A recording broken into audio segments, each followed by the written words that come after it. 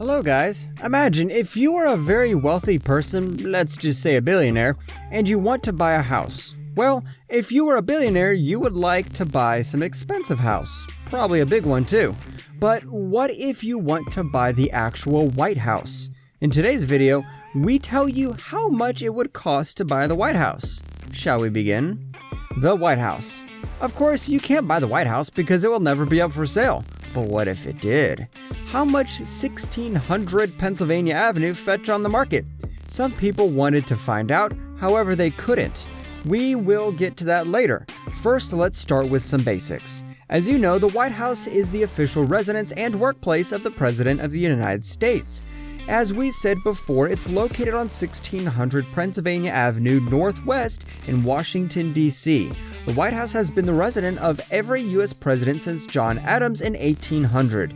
And as you know, there have been quite a few presidents since then. Construction. The construction began with the laying of the cornerstone on October 13, 1792. It was mainly built by enslaved and free African American laborers, as well as employed Europeans. The residence was designed by Irish-born architect James Hoban. Hoban used the neoclassical style for the White House. However, the construction took place between 1792 and 1800, approximately 8 years. For the construction was used Aquina Creek sandstone, only painted white. There were conflicting claims as to where the sandstone used in the construction of the White House originated. Some say it originated from the Croatian island of Brac, some say it's from Stafford County, Virginia. However, in 1814, during the War of 1812, the mansion was set ablaze by the British Army, which resulted in destroying the interior and charring much of the exterior. However, reconstruction began almost immediately, with the addition of the semicircular south portico in 1824 and the north portico in 1829. The construction cost $232,371, which is equal to $3,500,613 today. So is this the answer to our question, how much would it cost to buy the White House? Well, of course not. Did you know that several replicas of the White House have been constructed? Design influences. Many say that the building has classical inspiration sources, which can be found in the Roman architect Vitruvius or in Andrea Palladio styles. Palladio is an Italian architect in the Renaissance, which had a considerable influence on the Western architecture. However, there are rumors that say that these are influences that are undocumented, but they are cited in the official White House Guide and in White House Historical Association publications. Although Hoban was the designer of the White House, he actually never been to France. So supporters of Thomas Jefferson say that during his tour of Bordeaux in 1789, he saw the Salat's architectural drawings. When he got back to the US, he shared the influence with Washington, Hoban, Monroe, and Benjamin Harry Latrobe. But we will never actually know which architecture was the influence for building the president's residence. Architectural description. The north front is the principal facade of the White House. It consists of 3 floors and 11 bays. The ground floor is hidden by a raised carriage ramp and parapet. Thus, the facade appears to be only of 2 floors. The principal entrance at the center of the portico is surmounted by a lunette fanlight. The White House's southern facade is a combination of the Palladian and neoclassical styles of architecture. It consists of 3 floors, all visible. The ground floor is rusticated in the Palladian fashion, while at the center of the facade is a neoclassical projecting bow of 3 bays. Restoration over the years. As the years were passing by, the White House was reconstructed several times. Wings have been added. However, since John F. Kennedy, the White House has not been changed. But let's start at the beginning. As we mentioned earlier, the White House was burned down by the British troops and immediately reconstructed. So after some 55 years, when Chester A. Arthur took office in 1881, he ordered renovations to the White House. So over 20 wagon loads of furniture and household items were sold at public auction. However, in 1902, Theodore Roosevelt ordered to make some renovations in a neoclassical style, so the West Wing was made.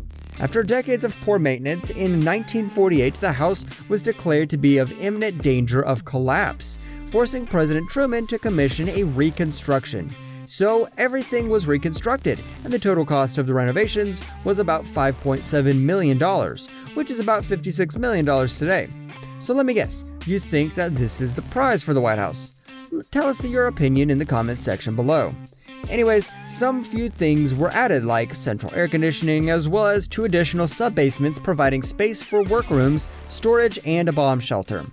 When John F. Kennedy took over the White House, his wife Jacqueline Kennedy directed a very extensive and historic redecoration of the house, so enlisted the help of Henry Francis DuPont to assist in collecting artifacts of the mansion. So antiques, fine paintings, and other things were donated to the White House by wealthy philanthropists. Jacqueline thought that it would be nice to decorate the rooms as different periods of the Republic and world history. The Green Room has federal style, French Empire for the Blue Room, American Empire for the Red Room, and others. As we can expect, antique furniture was acquired and decorative fabric and trim based on period documents were produced and installed. That certainly would cost millions, don't you think? All these antiques and paintings? Layout and amenities. Now let's see what the building consists of. The group of buildings housing the presidency is known as the White House Complex. It includes the central executive residence flanked by the East Wing and West Wing. The mansion includes 6 stories and 55,000 square feet of floor space, 35 bathrooms and 132 rooms, 147 windows, 28 fireplaces, 8 staircases, 3 elevators, 5 full-time chefs, a tennis court, a bowling alley, a movie theater, a jogging track, a swimming pool, and whatnot. Official reports are that the White House receives up to 30,000 visitors each week. So with all these things included, have you thought of a price yet? The executive residence is that in the center and consists of the president's dwelling, rooms for ceremonies and official entertaining. The executive residence has 4 floors, all consisting rooms, the main kitchen, and other offices. The West Wing houses the president's office and offices of his senior staff. The West Wing also includes the cabinet room where all business meetings are held. However, in 2007, the press briefing room was renovated with adding fiber optic cables and LCD screens for the display of charts and graphs. The makeover took 11 months and cost $8 million. The East Wing was added to the White House in 1942, which contained additional office space. However, the East Wing had intermittently housed the offices and staff of the First Lady and the White House Social Office. The East Wing was built during World War II in order to hide the construction of an underground bunker to be used in emergencies. Later on, the bunker has come to be known as the Presidential Emergency Operations Center. The grounds of the White House cover about 7.3 hectares, and the general layout of the grounds today is based on the 1935 design by Frederick Law Alsman Jr. During the Kennedy administration, the White House Rose Garden was redesigned by Rachel Lambert Mellon. On the north side of the building, there is a century-old American elm tree. However, it came down during one of the many storms amid intense flooding. There are several old trees in the White House grounds, some over 200 years. Collection. Some of the most expensive items in the White House are the portraits of the fathers of the U.S., furniture that is over 200 years old, 2 French porcelain vases with the painted images of George Washington and John Adams made in 1820. Did you know that they use a tall case clock made almost 230 years ago? To think that it still works is amazing. There is a very valuable table, the Walnut Conference Table, which was purchased for the Cabinet Room in 1869 during the administration of President Ulysses S. Grant.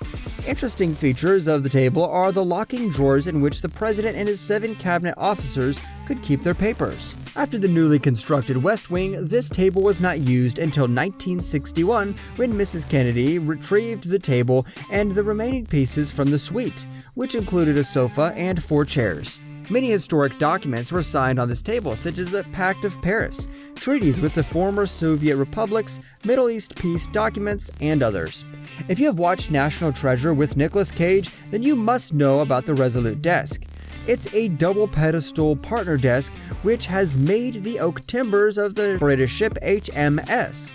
It was a gift to President Rutherford B. Hayes from Queen Victoria in 1880. Over the years, some presidents used it, some didn't, and you surely have seen the picture of JFK working with his son hiding under the desk.